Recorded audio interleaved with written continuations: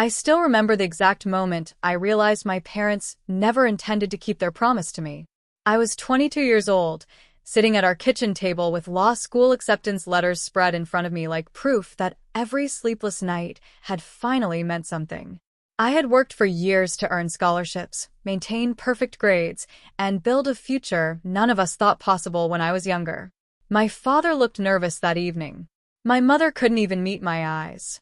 Then my older sister Vanessa walked into the kitchen crying before either of them spoke a word. That was when I knew. Vanessa had always been the center of our family's universe. When she dropped out of college, my parents called her confused. When she maxed out credit cards, they called her overwhelmed. When she quit jobs after a few weeks because coworkers were toxic, they supported her anyway. But me? I was the responsible one. The quiet one. The daughter who didn't cause problems. Apparently, that also made me the easiest person to sacrifice. My father finally admitted they had used the entire $92,000 they'd saved for my law school tuition. Every cent. Vanessa had gotten involved in a failed business scheme with her boyfriend and ended up drowning in debt. My parents emptied my education fund to rescue her before creditors took legal action against her. I remember staring at them, waiting for someone to laugh and admit it was a joke. Nobody did. My mother reached for my hand and said, "You're smart enough to recover from this." That sentence changed something inside me forever. Not because of the money itself, but because they had already decided my dreams mattered less than Vanessa's mistakes. The worst part was what happened afterward. Vanessa barely thanked them. Within months, she left the boyfriend, wasted more money moving across the country, and eventually stopped speaking to my parents whenever they asked her about repayment. Meanwhile, I deferred law school because I couldn't afford tuition anymore. I worked double shifts at a bookstore cafe during the day and cleaned office buildings at night just to survive.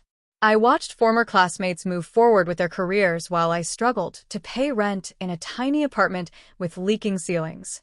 My parents called occasionally, always pretending things were normal.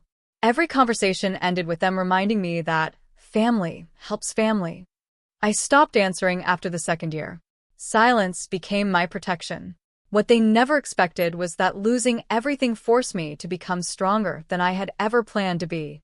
One night during a cleaning shift, I met a corporate attorney named Daniel who noticed me studying old law textbooks during breaks. We started talking regularly. He encouraged me to apply for paralegal work at his firm. Within a year, I was assisting attorneys instead of mopping floors. I studied constantly, worked constantly, saved every dollar possible. 3 years later, the firm sponsored part of my legal education because of my performance. By the time I finally graduated law school, I wasn't just surviving anymore.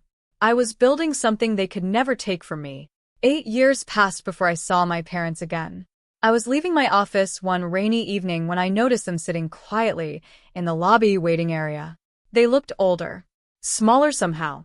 My mother stood immediately when she saw me, already crying before I even spoke. My father looked ashamed in a way I had never seen before. For one brief second, I almost forgot everything. Then my mother said Vanessa's name. Of course she did. Vanessa had apparently convinced my parents to co-sign loans for another failed investment. This time, the financial damage was catastrophic. They were weeks away from losing their house. And suddenly they remembered they had another daughter. My father admitted they needed legal help. Serious legal help. Creditors were preparing lawsuits. They didn't know where else to go. I listened quietly while they explained everything. Then my mother whispered the sentence that nearly made me laugh. "We know we don't deserve your kindness." The strange thing was, I wasn't angry anymore. 8 years earlier, I probably would have exploded with rage. But sitting across from them in my office, wearing the suit I earned through years of sacrifice they never witnessed, I realized life had already delivered the consequences they deserved.